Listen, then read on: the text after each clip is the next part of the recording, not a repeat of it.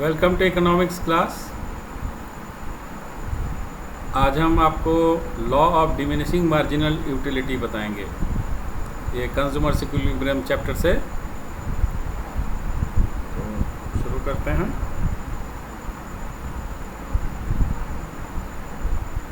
Law of diminishing marginal utility, ये इस तरह से समझिए कि हम लोग जब कोई चीज़ कंज्यूम करते हैं तो पहला यूनिट जब हम कंज्यूम करते हैं हमें जो आनंद मिलता है दूसरी यूनिट में उससे थोड़ा कम मिलता है, और तीसरे यूनिट में लेंगे तो थोड़ा और कम मिलता है। यही इसी बेस पे ही आधारित है। तो एग्जैक्टली क्या कहता है लॉ, देखा जाए। The law states as more and more units of a commodity are consumed, marginal utility derived from each successive unit goes on falling। तो यही बात कहा जा रहा है कि जैसे more and more units आप किसी commodity का कंज्यूम करते हैं तो हर एक जो यूनिट है उसका जो मार्जिनल यूटिलिटी है, उससे जो एडिशनल यूटिलिटी उस पर्टिकुलर एडिशनल यूनिट से कंज्यूम करने से मिल रहा है वो धीरे धीरे कम होता जाता है।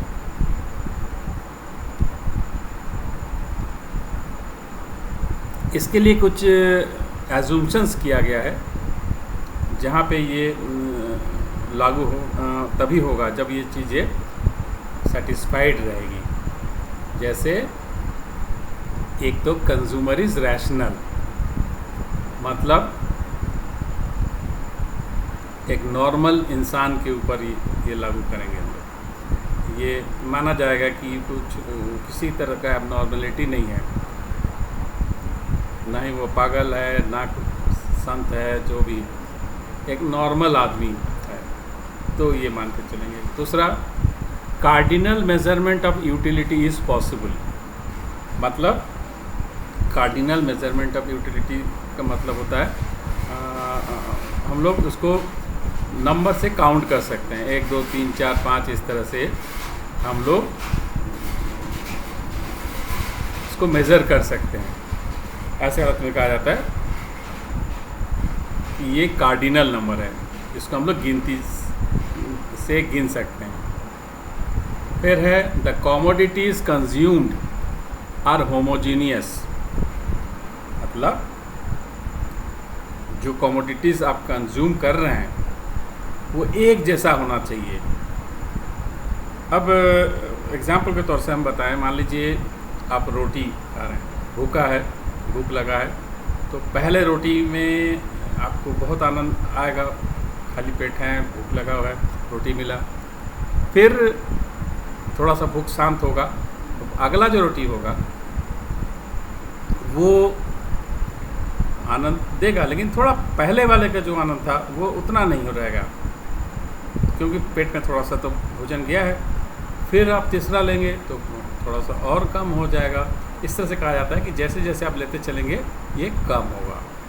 लेकिन इसीलिए यहाँ पे ये जो बात कहा गया कि आर होमोजीनियस, मतलब हर रोटी जो है एक तरह का होगा। ये नहीं कि पहला रोटी आपने सूखा खाया, दूसरा रोटी में थोड़ा सा घी लगा दिया तो और वो थोड़ा सा टेस्ट बढ़ गया उसका, तो आपको लगता है कि पहले वाले से भी आनंद आपको दूसरे वाले में मिल गया।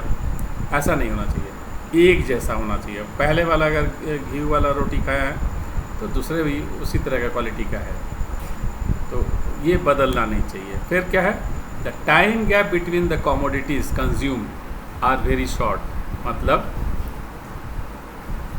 बहुत ज़्यादा गैप नहीं होना चाहिए। मान लीजिए आज आप एक रोटी खाए हैं, जो आनंद मिला, अब अगला रोटी आप 10 दिन बाद खा रहे हैं, फिर तो वही भूख है, तो आपको फिर तो उतना ही आनंद मिलेगा। तो ये गैप नहीं होना चाहिए। ये मान के चलिए कि आप एक ही सीटिंग में खा रहे हैं, रोटी खाना शुरू किया तो लगातार खाते जा रहे हैं, तब ये रूल होगा। लेकिन अगर गैप बहुत ज़्यादा हो जाएगा तब ये लॉ दिखा पाना मुश्किल हो जाएगी। तब आपको लगेगा कि नहीं, वो तो उतना ही उनको सेटिस्फेक्शन हो रहा है। तो ये एक बात में ध्यान रखना है कि टाइम पीरियड बहुत ज़्यादा नहीं होना चाहिए, तो तब ये चीज़ें आपको देखने को मिलेगा। तो ये लाइफ में हम लोग देखते हैं कि आज आपके घर में कोई सामान आया, टीवी आया मान लीजिए, तो खूब आनंद हुआ, लेकिन कुछ दिन बाद एक और आ गई टीवी, तो पहला का जो खुशी मिली थी उतना नहीं होगा, तो होगा लेकिन उतना थोड़ा सा नहीं होगा, थोड़ा कम होगा। फिर अगर आ गया तो और थोड़ा सा कम होगा, जो चीज़ एक्साइटमेंट पहले वाले हुआ था उतना नहीं रहेगा। और अगर हर रोज़ कुछ आता रहे तो फिर आप यूज्ड हो जाएंगे कि आज ये आया, अच्छा ठीक है, आ गया, ठीक, वो चीज़ आनंद नहीं रहेगा, ग्रेजुअली ये कम होता जाएगा। और आगे देखेंगे कि ये नेगेटिव भी हो जाता है सेटिस्फेक्शन। एक समय आता है कि आप चाहते नहीं, फिर आपको उबाऊपन आ जाता है, मन नहीं करता, कोई खाना आपको खिलाते जाए। एक समय आता है पेट भर जाता है, और अगर खिलाएंगे तो फिर उल्टी हो जाएगी, ये स्थिति आ जाती है। तो ये होता है, तो ये रूल यही कहता है, यही रूल लगता है वहाँ पे। तो एक एग्जांपल से समझा रहे हैं कि ये टेबल है आपके सामने, इसमें ये जो यूनिट्स कंज्यूम्ड है, कमोडिटी है, 1 2 3 4 5 है, इस तरह से, और हर एक का मार्जिनल यूटिलिटी। तो देखिए पहले का है 6 आपको मिला, दूसरे का 4 मिला, इससे कम, तीसरा लिया और कम 2 हो गई, चौथा यूनिट लिया तो 0, कोई आपको एडिशनल सेटिस्फेक्शन नहीं मिला, और नहीं भी मिलता कोई फ़र्क नहीं, मिल गया ठीक है। फिफ्थ यूनिट जब आया तब नेगेटिव, आपको उबाऊपन हो गया, परेशानी होगी, अब पेट में जगह नहीं है, ज़बरदस्ती कोई खिला दे रहा है, तो आपको तो नेगेटिव यूटिलिटी हो जाएगी, हाँ, उल्टी आने लगेगी। और फिर 6 यूनिट फिर दे दिया जाए तो पता चला उल्टी ही हो गया, और आपका जो यूटिलिटी है माइनस और हो गया, खुशी बढ़ी नहीं और कम हो गई। तो ये चीज़ होती है। इसको ग्राफिकली ये दिखाया है, ये ग्राफ है तो सामने इस तरह से देख रहे हैं, उसी टेबल पे बेस करके। तो ये रिड्यूस होता जा रहा है, जैसे जैसे एडिशनल यूनिट आप लेते जा रहे हैं। तो पहले में देखिए ये था 6 पे, दूसरे पे 4 पे आया, थर्ड यूनिट पे 2 पे आ गया, एडिशनल जो यूटिलिटी हुई मिली, और यहाँ तक आते आते ये 0 हो गया, और फिर ये नेगेटिव में आ गई, और चलता गया नेगेटिव में। तो इस तरह से देखेंगे ये रिड्यूस होता जा रहा है। तो लॉ यही है, the law states as more and more units of a commodity are consumed, marginal utility derived from each successive unit goes on falling। तो ये देखिए जो marginal utility है धीरे धीरे कम होता जा रहा है, जैसे जैसे एडिशनल यूनिट हम लोग कंज्यूम कर रहे हैं। वही चीज़ ग्राफिकली,